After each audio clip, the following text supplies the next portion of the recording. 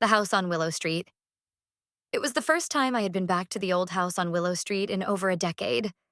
The neighborhood felt smaller than I remembered, like the years had shrunk it down, pressing everything closer together.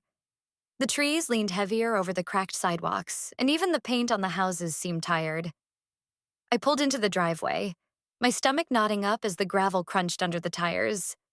The house still stood there, a little hunched, its blue paint faded and peeling.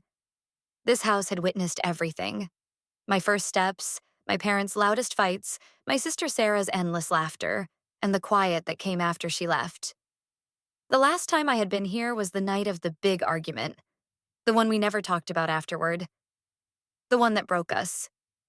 Now, I was here because my mother had passed, and the house was left to me and Sarah to figure out what to do with. I hadn't spoken to Sarah in 6 years. As I stepped inside, a wave of dust and memory hit me.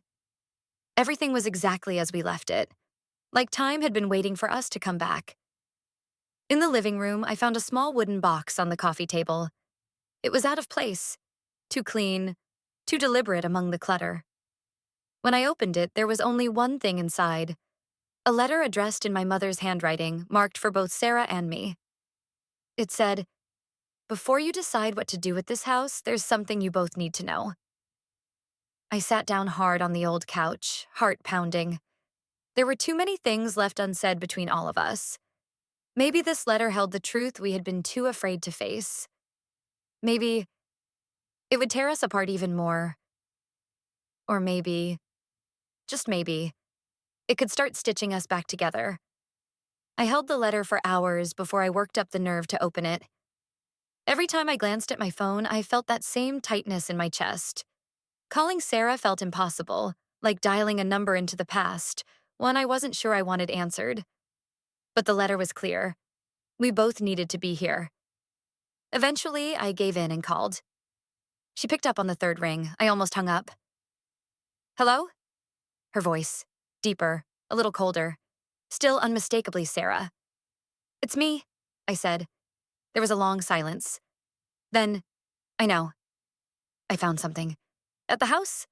I added, voice cracking. "A letter. From Mom. It's for both of us."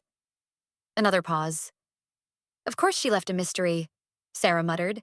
She always did love dramatics. I didn't respond. We weren't at the joking stage yet. Maybe never again. Finally, she sighed. "I'll come tomorrow." I didn't know what to expect when she arrived. We hadn't seen each other since the funeral. Not Mom's. Dad's. She showed up the next morning in a rental car, stepping out cautiously, like she was crossing into enemy territory. She looked tired. She looked like me. "Hey," I said. She didn't smile. "Let's just read the letter." We sat in the same living room we'd grown up in, the same couch where we used to fight over the remote. I handed her the letter. Her fingers trembled as she unfolded it. Then, together, we read, "My beautiful girls, if you're reading this, I'm gone.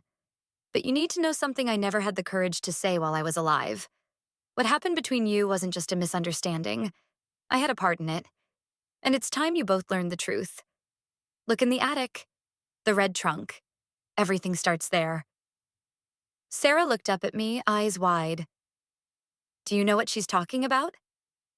I shook my head slowly, but deep down, I had a sinking feeling, because I remembered the red trunk, and I remembered what we were never supposed to open. We climbed the narrow staircase to the attic in silence. Each creak of the wood felt louder than it should have been, like the house was warning us. The attic door stuck, as always, and Sarah had to throw her shoulder into it before it finally gave way. Dust hung in the air like a fog. The attic looked untouched. Old furniture under sheets, boxes labeled in Mom's cursive, the window barely letting in enough light. And then, there it was. In the far corner, just as I remembered, the red trunk. It wasn't large, but it always felt like a giant secret.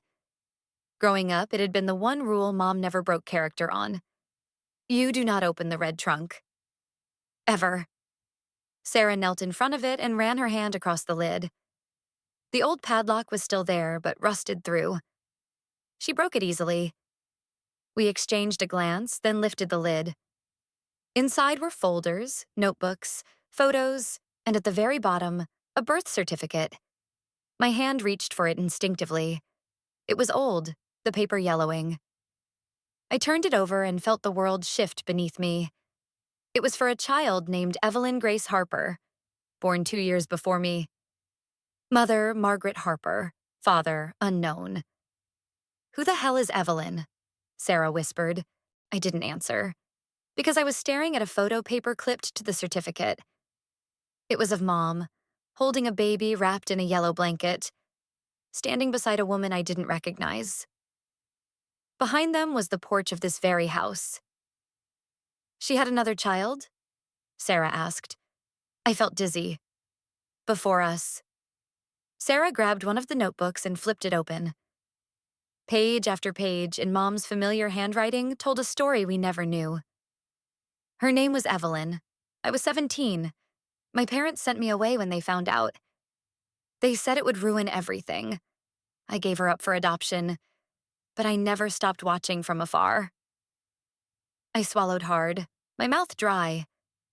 All this time, our mother had been carrying a secret child, a sister we never knew existed. She must be in her 40s now, I said aloud, older than both of us. Sarah's face was pale.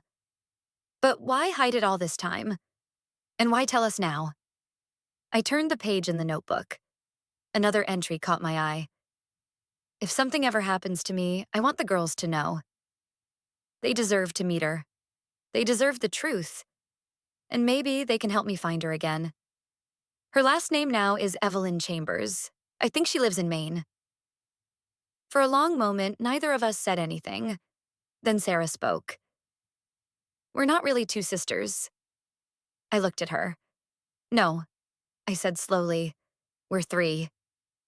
We sat on the attic floor, stunned. The house felt different now. Like every memory we had inside it was colored by what we didn't know. All our birthdays, our Christmas mornings, the nights we cried in our beds. They all took place in a house where another child had once been given away. Sarah held the notebook like it was about to bite her. "I can't believe she kept this from us," she said. I was quieter.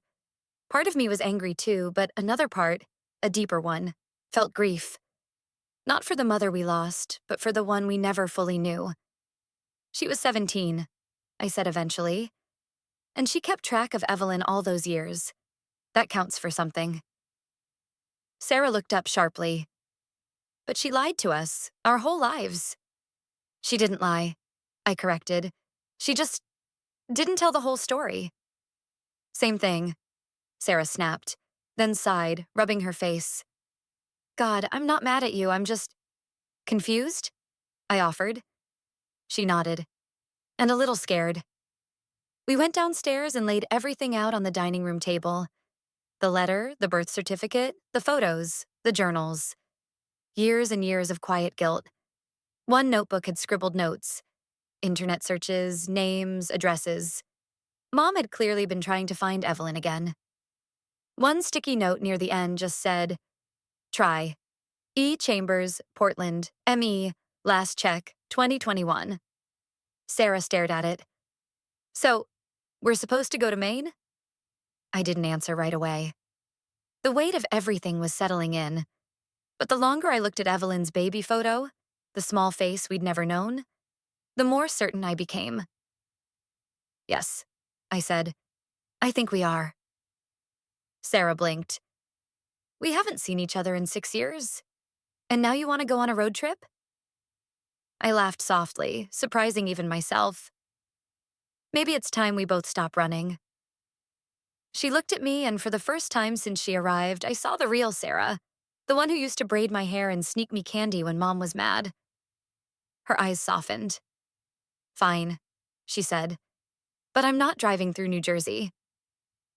We packed light, just the notebooks, the letter, and a change of clothes. Sarah insisted on driving. She said it helped her think.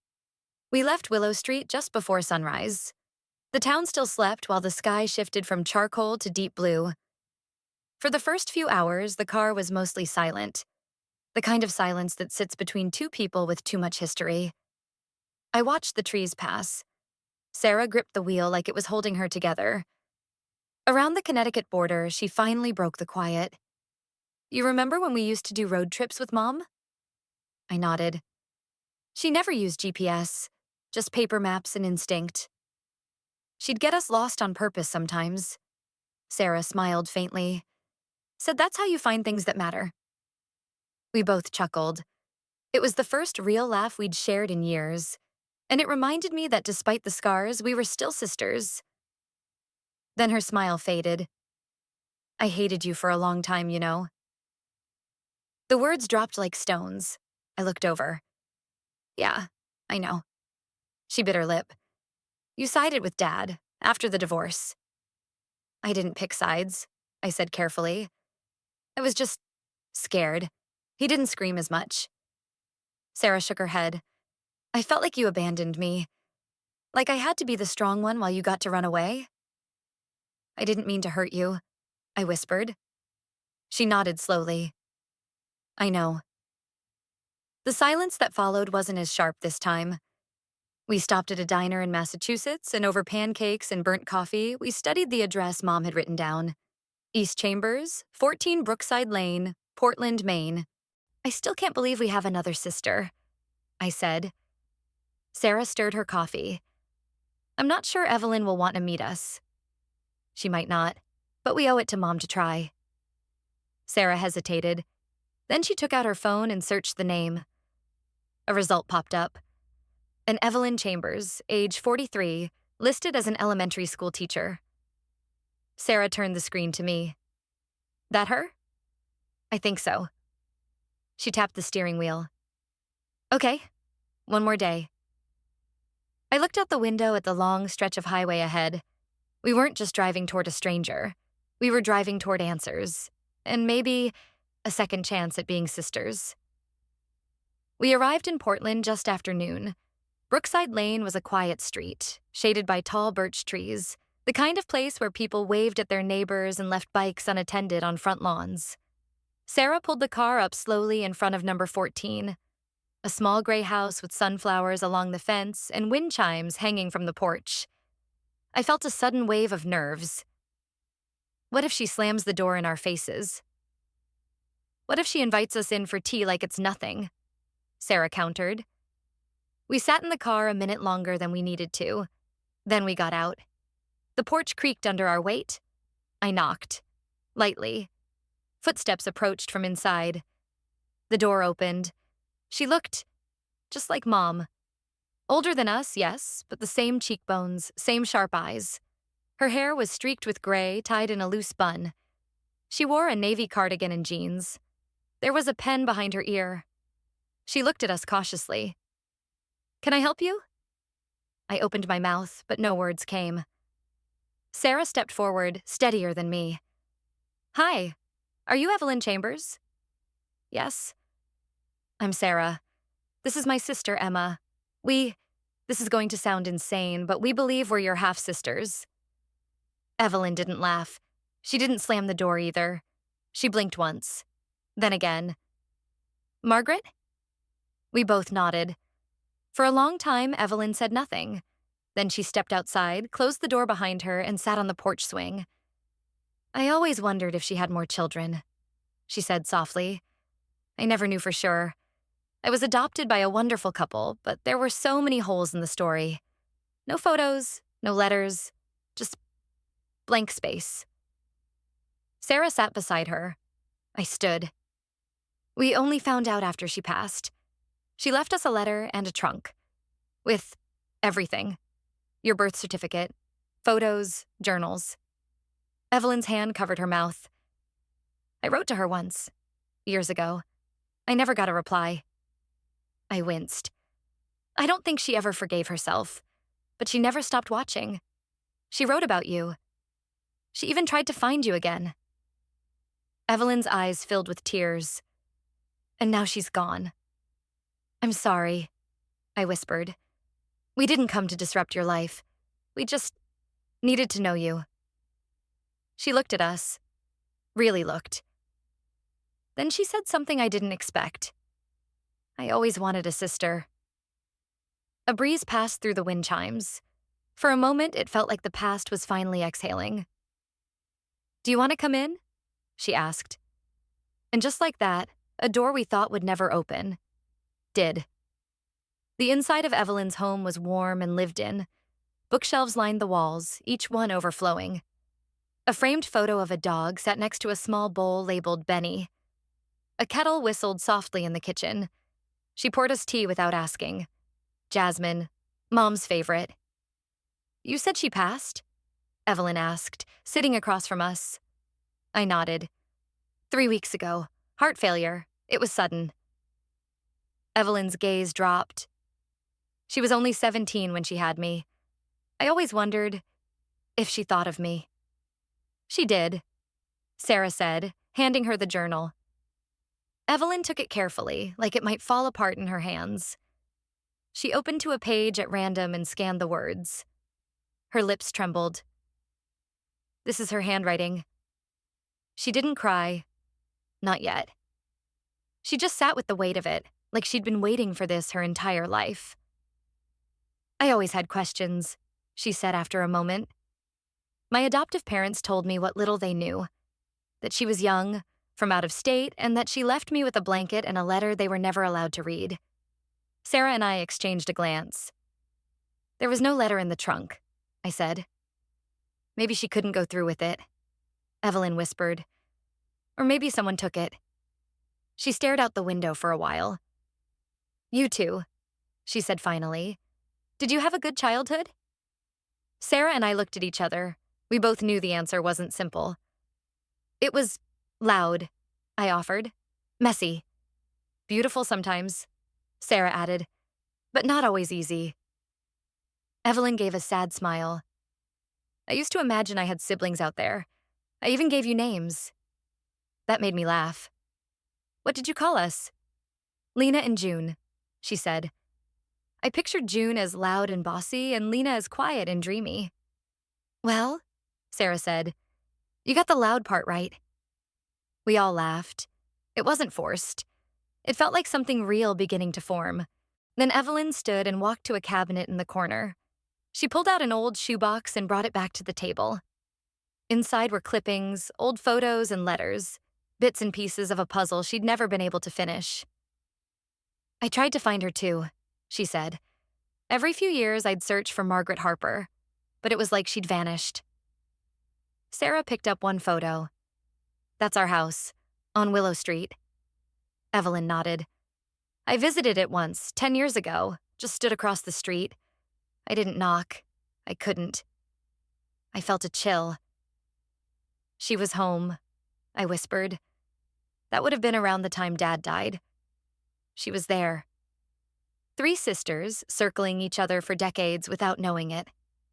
Until now. 2 days later, we drove back together. 3 women, strangers by blood, sisters by some deeper thread, all packed into Sarah's car. The silence between us wasn't heavy anymore. It was thoughtful, warm. Evelyn sat in the back seat, clutching the journal to her chest like it was a passport to a world she'd never been allowed to enter. When we turned onto Willow Street, she leaned forward between the seats. "It's smaller than I remembered." "It always is," Sarah muttered. We walked through the front door side by side. Evelyn paused on the threshold, her eyes moving across the wallpaper, the creaky floorboards, the sunlit curve of the staircase. "I've dreamed of this house," she said softly. "I used to draw it from memory." We showed her the attic, the trunk, the evidence. She studied every page of every notebook like a historian, searching for clues. And then, in the hallway just outside Mom's old bedroom, Evelyn stopped. "What's this?" she asked, pointing to a small door under the staircase. "Oh," I said. "That's just the storage closet. It's been locked since we were kids." "No key?" Evelyn asked. "We tried. Mom said it was just junk." Sarah was already kneeling down, jiggling the old handle. "It's loose," she said. "Help me?" We pried it open with a screwdriver from the kitchen drawer. The door creaked open slowly, and a stale, musty smell spilled out. Inside was a small room, barely big enough for a person to stand in. There were two things in it. One, a dusty suitcase. Two, a cardboard box with our names scrawled on the side. Evelyn, Sarah, and Emma. I reached for the suitcase and opened it. Inside were clothes from the 80s, baby shoes, and a yellow blanket. Evelyn gasped and fell to her knees. This is mine. She pulled the blanket to her face and sobbed quietly. Sarah crouched beside her and touched her shoulder gently. Then I opened the cardboard box. It was filled with sealed envelopes, one for each of us. They were labeled in Mom's handwriting. Each one said, "To be opened only when you're ready." Sarah looked at me. "What do you think she wrote in these?" "I don't know," I said. But I think she wanted each of us to have something just for us. No noise, no guilt, just her voice. We sat there in that tiny hidden room, three grown women, legs folded against boxes, surrounded by shadows and the remnants of a woman who had kept us apart, and somehow brought us together. No one said anything for a long time, because we were already hearing everything. We took our envelopes to different corners of the house. It felt right, as if whatever Mom wrote needed to be heard alone. No interruptions, no defenses. I sat in my old bedroom. The posters were gone, the bed was bare, but the window still looked out on the crooked fence and the rusted swing set. I opened the letter. "My sweet Emma, I always called you my quiet storm. You never screamed, never slammed doors, but your silence was louder than anything. I saw how much you carried without ever saying it. I wish I had told you sooner how proud I was. How much I leaned on your quiet strength. You never picked sides during the divorce, but I know you felt like you had to walk a tightrope between me and your sister. That wasn't fair. I made mistakes and I let grief harden me. I pushed you to be the peacekeeper when you were just a child. Forgive me for the weight you carried that wasn't yours. And thank you for always staying soft, even when the world tried to toughen you. Love, always, Mom." I didn't cry right away. I just sat with it, like a truth I'd waited years to be allowed to feel. Downstairs, I heard the soft creak of a chair, someone else shifting with their letter. Later in the kitchen, Sarah came in. Her eyes were red, but her face looked lighter. "She said she was proud of me," she said, voice cracking. "Said I was her fire, that she was sorry for putting out my spark when I was just trying to protect us." I nodded. We didn't hug, not yet, but we stood close. Evelyn joined us a few minutes later. Her letter was folded in half, tucked into her journal. She said she always loved me, that not a day went by without her wondering if I was safe, that she used to whisper my name at night. Her voice broke. She said she was scared I'd hate her, that I'd think she gave me away too easily. "She didn't," I said. "She never did." The three of us stood in the middle of the kitchen where so many of our childhood arguments and breakfasts had happened. This time, we stood in silence, but not the kind that hurts, the kind that heals. Later that evening, Evelyn spoke up. "There's one more place I want to see before I go." We all knew what she meant. The sun was low when we walked to the backyard. The grass was overgrown now, swallowing the edges of the stone path. The swing set creaked gently in the breeze, one swing hanging crooked from rusted chains. We stood in front of it, the old oak tree. The one where Sarah broke her arm climbing too high. Where I used to sit and read in the summer. Where, according to Mom's journal, Evelyn was last held before being taken away. She wrote it down. I held her under the oak tree for an hour. I couldn't stop crying. I wanted to run, to change everything. But it was already set in motion. That tree was the last place I was a mother to all three of them, even if they didn't know it yet. Evelyn reached out and touched the bark, gently, like it might collapse under the weight of that memory. "She waited so long," she said, "to tell the truth." "She was scared," I murmured. "We all were," Sarah added. We sat on the grass under the tree for a long time, just breathing. Eventually, Sarah said, "So, what do we do with the house?" It was a question that had hovered in the air since day one. Evelyn looked around. "I don't need anything from it. Not money, not furniture, just the memory. I have that now."